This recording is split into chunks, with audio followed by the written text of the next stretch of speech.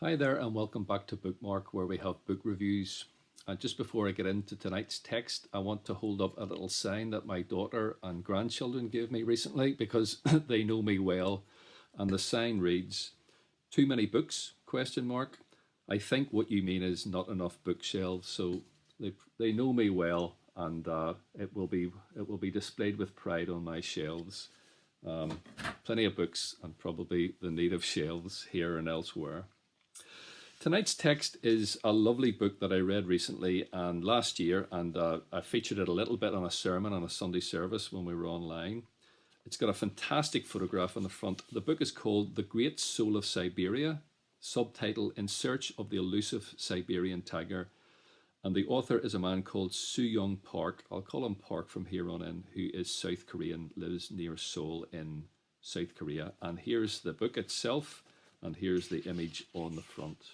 It's a fantastic photograph, and the old adage about don't judge a book by its cover. Well, this is an exception to that because it's a wonderful cover and it is a wonderful book. It's published by William Collins. It basically tells the story of Park, who is a conservationist and wildlife photographer who has spent over 20 years in southeast Siberia. And here's a map that demonstrates or shows just exactly where he is. The smaller map at the top shows you where Russia and China converge with Japan off the coast. And then the little box is what then is amplified in the larger map. And it's the Ussuri forest where in southeast Siberia, which has got pleasant weather for 6 months of the year, spring, summer, early autumn. And then for 6 months, it suddenly turns into what we consider to be Siberia, which is snow laden. They have a thing called diamond dust, which is you can actually see the snow and the crystals falling and then descending and landing on the earth and the trees, which gives this kind of almost unearthly heavenly sheen. But the temperatures plummet to minus 30 degrees centigrade. And this gentleman, Park, has spent over 20 years and has spent more time and has got more intimately close to Siberian tigers than anyone else. Before he began his work, there was probably only about an hour or two's film of the Siberian tigers in pristine wilderness. There's now over 1,000 hours of photography captured by himself, and thousands more hours, days, months spent just watching them in the wilderness. In fact, watching them isn't quite right because whenever he watches them, that is the fruit of the labours of waiting for them, and sometimes months passing without any tigers passing by. So this is an extreme testament to one man's devotion and passion and love, a labour of love, to photograph, to understand, to get close to these very majestic but very elusive creatures. And there is a kind of aura about them that you can never really capture or even convey when you see them in a zoo or when you see them in wildlife programs, being up close. And he gets as close in his hide where he hides away for 6 months at a time in the winter. He gets as close as having the tiger's breath on his face, because at one stage he describes how one of the tigers, I think it's Bloody Mary, who's the mother of some cubs, she comes so close and discovers that something is amiss, despite his wonderful work of covering the hide and sequestering in the earth, almost like a shallow grave where he has his equipment stored. She discovers and she attacks his hide. And the description of that is enough to make anyone's heart stop. And the hairs on the back of your neck and elsewhere would just stand up rigid. It is the most evocative description. A few weeks ago, I described the book Peregrine. Here we're looking at the elusive tiger in Siberia. And these two books are just wonderful, evocative descriptions of the ecology of local areas. In this case, not Essex for the peregrine, but of the Siberian tiger in southeast Siberia, where Russia meets China on the coastline. I'm going to read just a little bit from the preface. Sorry, yeah, the foreword by John Valiant, who is not the author but writes. He's a nature writer too, and he gives.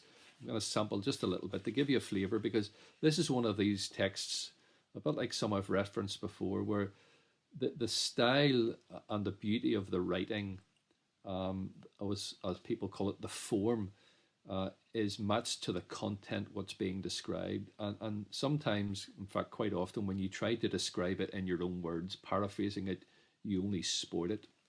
So I'm not even going to read much from Park's own text because it's wonderfully evocative and beautiful, translated into the English. But here gives a little flavour of what the book impacts a writer called John Valiant in these words. He says, "This book is a personal account of one of the most extraordinary wildlife studies ever undertaken. That its focus was on Siberian tigers, arguably the most difficult tiger subspecies to study in the wild, only makes Sooyong Park's accomplishment that much more remarkable.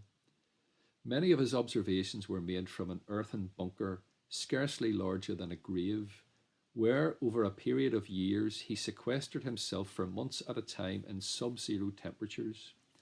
The fact that Park survived these extended periods of solitary confinement with body and soul intact is astonishing in itself. That he emerged with enough film footage for 7 documentaries and the inspiration for this beautiful, necessary book makes it a unique achievement." Park's radical method was based on his understanding that Siberian tigers do not forgive disturbances to their natural order. If something doesn't look, smell, or feel right, the tiger will either find and destroy the cause or vacate the premises so thoroughly that any hope of future sightings there is lost. Park solved this problem by disappearing himself to the point that he would not register with a tiger's acute hearing, vision, or sense of smell. And then he waited, sometimes for months, for a tiger to come by. Relegating oneself to such a state of egoless oblivion is difficult, even dangerous for humans to do, but there is no shortcut to the kind of intimacy Park aspired to with his subjects. Rigorous self-abnegation is the only way to see tigers in their natural state: hunting, feeding, relaxing, courting, playing with their cubs. "When I am humble," Park told one interviewer, "I can see nature more deeply." And it's that sense of humility and doing whatever was necessary to the point of almost lying still, almost as if he was dead, that marks the devotion and the passion to the cause that Park brings to his work and to the writing that we now have in this book. I'm going to just quote a last few lines from this foreword from Valiant, who writes this. "The generous invitation of this book to see and feel beyond our own boundaries as human beings, and to explore the harsh and tenuous reality of one of our shared planet's most compelling creatures, that is the greatest gift a man of nature like Sooyong Park can give us. Great Soul of Siberia offers a unique portal through which we can find common ground and perhaps common cause with these rare and elusive animals that seem so profoundly different from us, but with whom, as Park so eloquently demonstrates, we share so much." And just to dip into the prologue, when Park himself writes, he says this: "The once thriving Siberian tiger population of 10,000 is now reduced to 350. The population of indigenous Ussuri, those are the people who live in that place, also has been reduced from several 100,000 to a mere 10,000, who continue the lonely fight to keep their culture alive. This book is a record of 3 generations of tigers, a female tiger named Bloody Mary, her cubs, and her cubs' cubs. It is also the story of the native Ussuri people who worship Siberian tigers. I hope this book does what little it can to shed light on Siberian tigers and the struggles of the native Ussuri and give them all a better chance at survival." And the Ussuri people who live and work in the forest there on the coastline have a name, a local name for their god, the god of the forest, and they also give it to the tiger, and they call the Siberian tiger Amba, Amba. So it's a window into a local ecology, a local native people, one man's passion to do what he can to raise the profile of protecting, conserving, and appreciating in the wilderness, hopefully for as long as possible, maybe forever, if you can talk in those terms, of the most majestic and magnificent creature on earth, the land animals, and that is the Siberian tiger of southeast Siberia, where Russia meets China. So I will leave you, if you can, to get and to read the book, The Great Soul of Siberia. It's by Sooyong Park, and it is a beautiful and brilliant but heart-stopping read.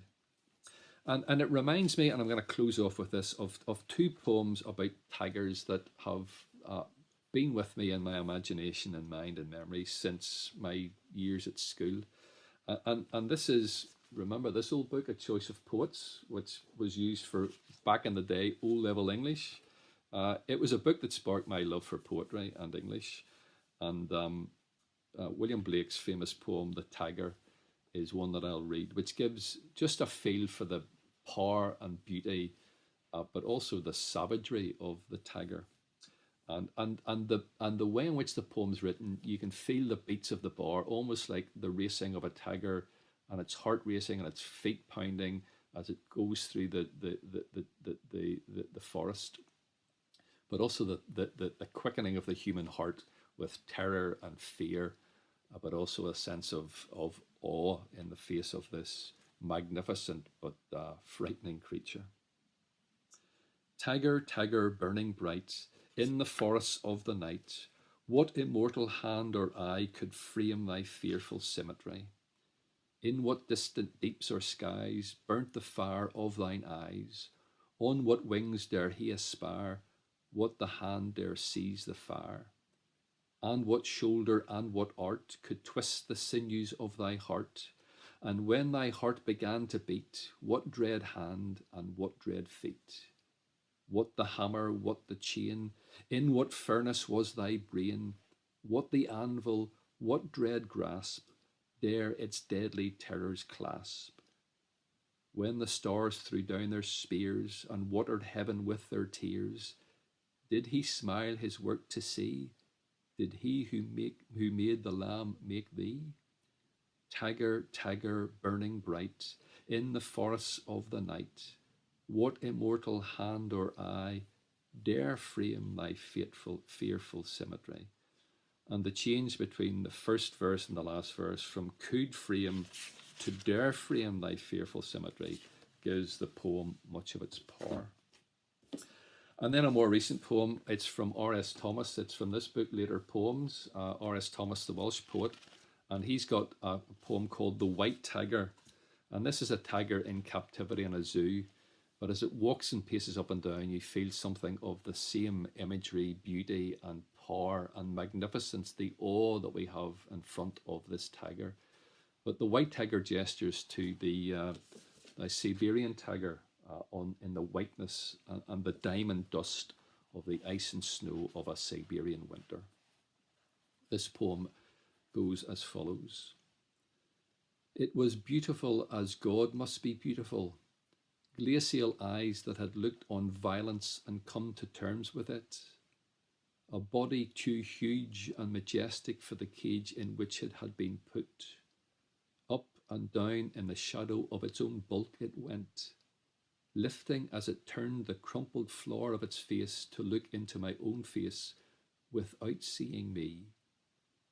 It was the colour of the moonlight on snow and as quiet as moonlight, but breathing as you can imagine that God breathes within the confines of our definition of him, agonizing over immensities that will not return.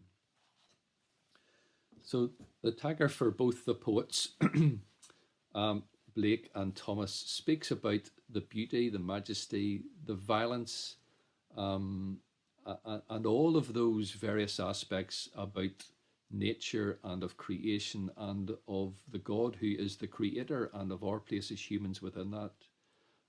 So there's there's much food for thought. There's much that is aesthetically beautiful and inspiring in the poems and in our thinking about such creatures as the tiger, but also the fragility of these ferocious and beautiful creatures in the world in which we now live, with all the changes, many of them for the worse, that human rapacity and human destruction and human greed has caused, is causing, and looks like continuing to cause unless we change, convert our human ways. And that's where the gospel comes in. So, one last time, The Great Soul of Siberia by Sooyong Park. Thanks for listening and happy reading this or other texts. And we'll tune in again next week. And I'll probably continue the pattern of a book that looks at something beyond faith and theology explicitly. And then the other week, probably returning to something to do with the Christian faith more explicitly. So I'll try and have that dialectic and that variety as I bring forth more books for Bookmark.